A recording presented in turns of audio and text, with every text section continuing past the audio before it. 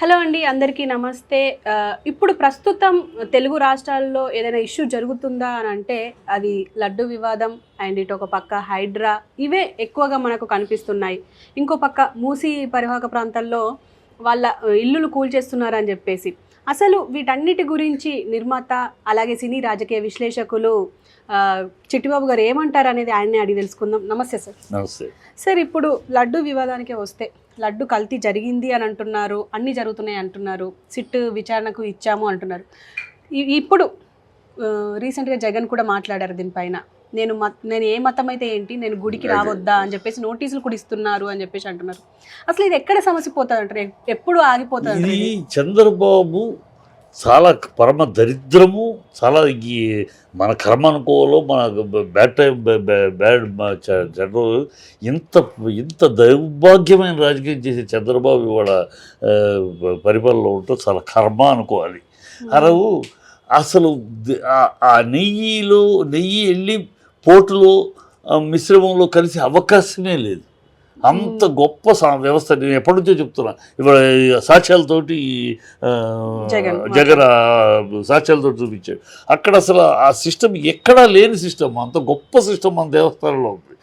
చంద్రబాబు కడుపుకి ఏం తింటున్నాడో, మనిషి ఏం మాట్లాడతాడో ఇప్పుడు కదా, ఎంత జిగుసాగరంగా, ఎంత కడుపు రగిలిపోతుందంటే, నీ రాజకీయం కోసం దేవుని కూడా వాడుకుని, దేవుని కూడా అపవిత్రం చేసి నీ రాజకీయ లబ్ధి కోసమని దౌర్భాగ్యపు చేష్టలు తప్పితే అది 2000 గతంలో తన హయాములో 14 సార్లు ఇలాగే నెయ్యి టెస్టు రిజెక్ట్ అవడం వెళ్ళిపోయింది.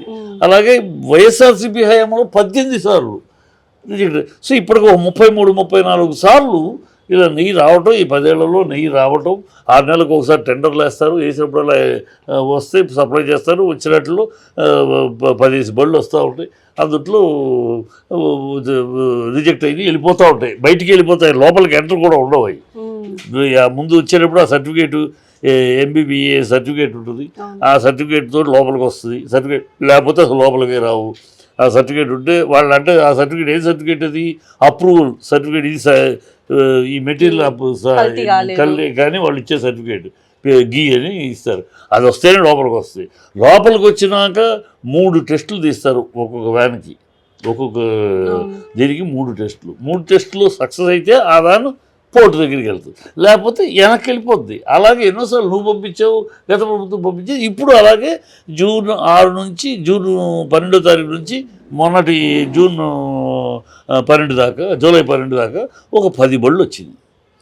10 బళ్ళులో అన్నీ అప్రూవ్ అయిపోయి వెళ్ళిపోతూ ఉన్నాయి. ఆఖరిలో 2012లో వచ్చిన ఒక 2 టెస్ట్లో ఫెయిల్ అయింది. టెస్ట్కి పంపించారు, అది ఫెయిల్ అయింది, వెళ్ళిపోయింది వెనక్కి. అది ఎవరు ఈవో చెబుతున్నాడు, కన్ఫర్మ్ చేసి. EO on paper he has written a statement, he has given a statement. ఈ ఈవో ఏమన్నా, ఈవో ఎవరు? జగన్ పెట్టిన ఈవో కాదు కదా, నువ్వు పెట్టిన ఈవో. ఇప్పుడు నువ్వు ఎన్నికల్లో గెలిచినాక నువ్వు IAS ఆఫీస్ తీసుకొచ్చి పెట్టావు. ఆ ఈవో చెప్పాడు క్లీన్గా, ఇది రిజెక్ట్ అయిపోయింది, వీళ్ళు కలిసే అవకాశం లేదు. అలాంటి దాన్ని ఆ నెయ్యి కలిసినట్టు, ఆ లడ్డూలో కలిసిపోయినట్టు, లడ్డూ ప్రసాదంగా ప్రజలకు వెళ్ళిపోయినట్టు, ప్రజలు దాన్ని తినేసినట్టు అపవిత్ర, ఎంత నీచానికి దిగజారుతాడండి ఒక రాజకీయ లబ్ధి కోసం. ఇంత నీచానిగా చంద్రబాబు, భగవంతుడు నేను క్షమిస్తాడా? నేను ఇంత పాపమా? దేవాలయ ప్రతిష్టని, దేవాలయం యొక్క పరువుని మంట కలిపే పనులు ఎందుకు చేస్తున్నాను ఈ పని? 2 కారణాలు. ఒకటి, అక్కడ వైజాగ్లో స్టీల్ ప్లాంట్ దగ్గర కార్మికులు ధర్నా చేస్తున్నారు, చాలా బాధల్లో ఉన్నారు. అది ప్రైవేటీకరణ వెళ్ళిపోతుంది, నువ్వు దాన్ని అడ్డుకుంటానికి ఒక మాట మాట్లాడలేకపోతున్నావు. అసలు ఫస్ట్ ఆఫ్ ఆల్ దాన్ని ఎవరు పట్టించుకోకుండా చేస్తున్నారు, అదే మీడియాని డైవర్ట్ చేయడానికి ఇప్పుడు ఈ లడ్డు విషయం తీసుకొచ్చినారు. లేని దాన్ని అబద్ధంగా, ఒక అబద్ధాన్ని ప్రచురించి లడ్డు తీసుకొచ్చి ఇది అయిపోయినట్టు ప్రజల్లో ఒక విశ్వాసాన్ని మీద ఒక గొడ్డల వేటులాగా విశ్వాసం చేసి ఇవాళ దేశంతో మాట్లాడుకునే తిరుపతి యొక్క పవిత్రతని, తిరుపతి వెంకటేశ్వర స్వామి యొక్క దీన్ని విశిష్టతని మంట కలిపి పనులు చేస్తాడమ్మా. భగవంతుడు క్షమించడు. చంద్రబాబును గతంలో ఒకసారి ఇదే తిరుపతిలో అలిపిరి దగ్గర భగవంతుడు కాపాడాడు చంద్రబాబుని. ఇలాంటి పాపాలను భగవంతుడు క్షమించడు. ఖచ్చితంగా క్షమించడం ఇది చాలా దారుణమైన ఘోరం. ఈ హిందూ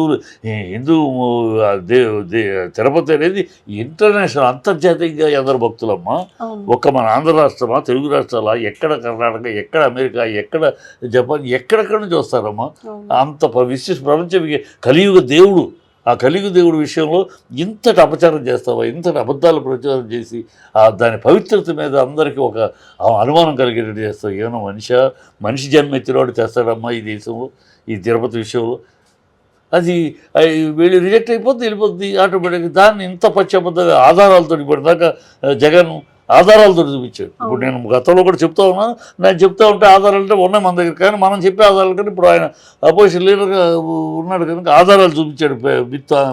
అథెంటిక్ ఉంటుంది, అది మొత్తం పేపర్లో సైన్డ్ ఈవో సైన్ చేసిన పేపర్లో కూడా చూపించాడు. ఏ సమానం చెప్తాడు ఇప్పుడు చంద్రబాబు? ఈ మధ్యలో ఆయన తుర్రుమని ఆయన కూడా లేచాడు పవన్ కళ్యాణ్. ఇప్పుడు ఒక అవతారం ఎత్తాడు ఆయన, స్వామీజీ అవతారం.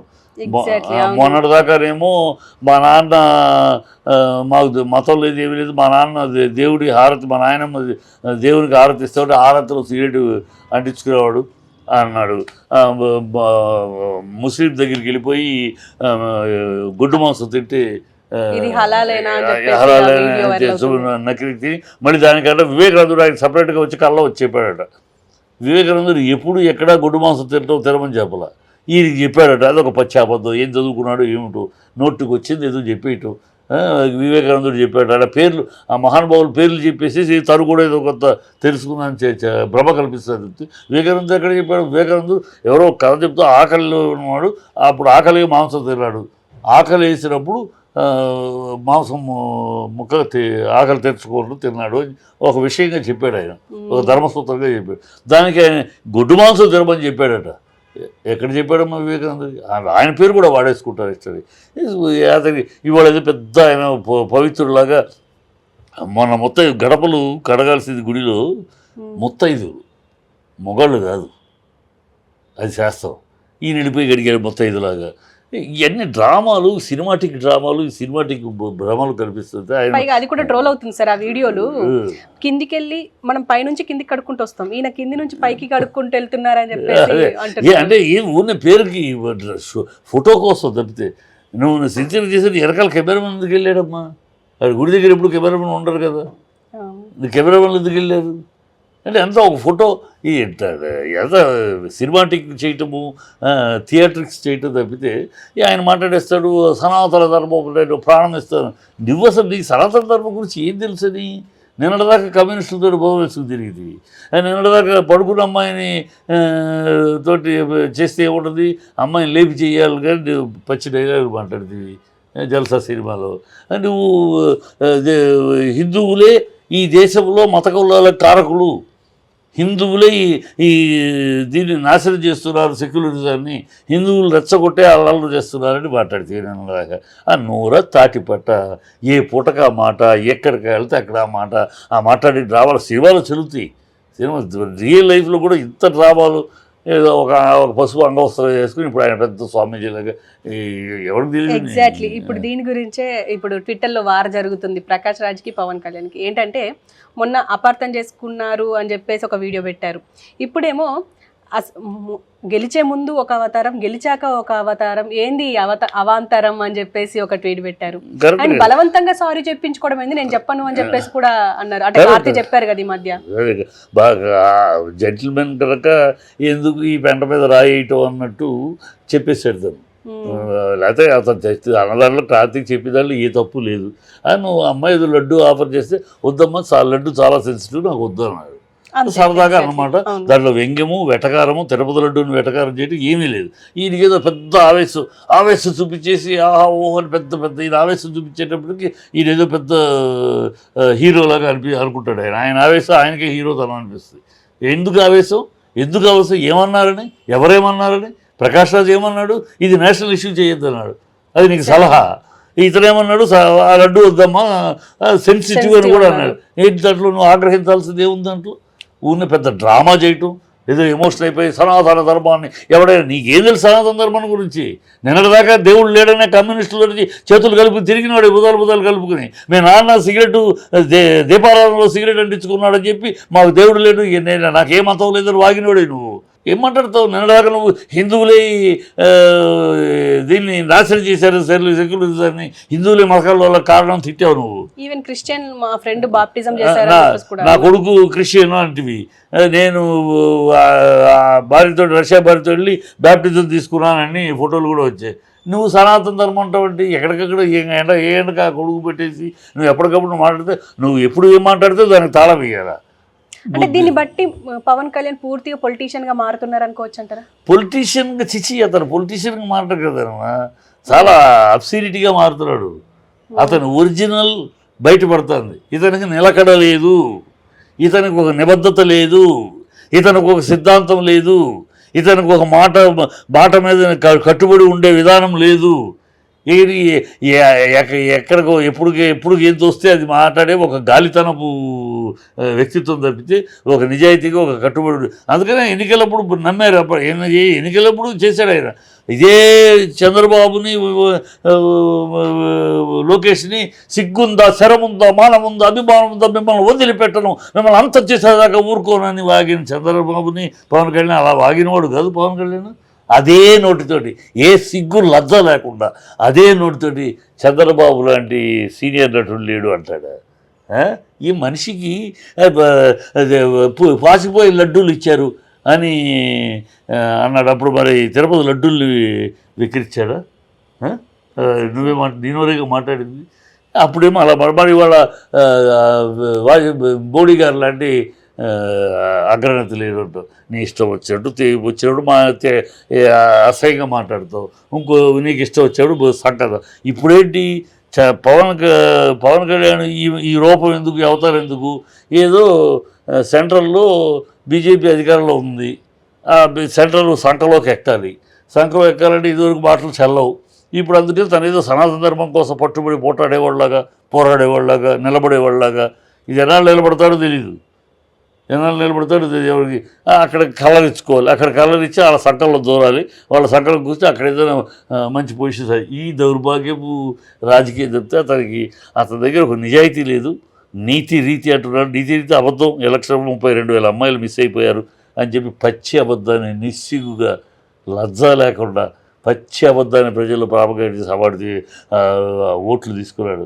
ఇప్పుడైనా పార్లమెంట్లో తప్పు అబద్ధం తేలినాక ఇప్పటికైనా మనిషివైతే, నువ్వు తినేది అన్నమే అయితే, నీ నాలిక నరమున్న నరలేని నాలికేది. నీ మనసులో ఒక నిబద్ధత, నీతి రీతి ఉంటే, నిజాయితీ ఉంటే, నువ్వు చేసేది తప్పు, పచ్చి అబద్ధం ఆడాను. నేను ఎవడో ఆఫీసర్ చెప్పింది నేను విని అబద్ధం ఆడి మీ ముందు ఒక అబద్ధాన్ని ప్రచారం చేశాను, నన్ను క్షమించండి అని ఎవరినో చెబుతూ కొడతాను, దాంతో కొడతాను, మదం ఎక్కింది అంట కాదు. నీ మదమెక్కిన మాట్లాడిన ఈ అబద్ధాలకి నీ చెప్పుతోటి నువ్వు కొట్టుకుని చంపలేసుకుని ప్రజల ముందు క్షమాపణ చెప్పి వాటికి దీక్ష చేయి. ఏం బుద్ధి లేదు. ఏ రాజకీయాలు చేస్తావు? రాజకీయాలు డిప్యూటీ ప్రైమ్ మినిస్టర్వి చంద్రబాబు అనగానే దానికి తాను అంటావా? నువ్వు డిప్యూటీ చీఫ్ మినిస్టర్గా కనుక్కోలేవు. ఏమిటి నిజం, ఏమి నిజం, ఎంతవరకు నిజం దాన్ని కనుక్కోలేవు.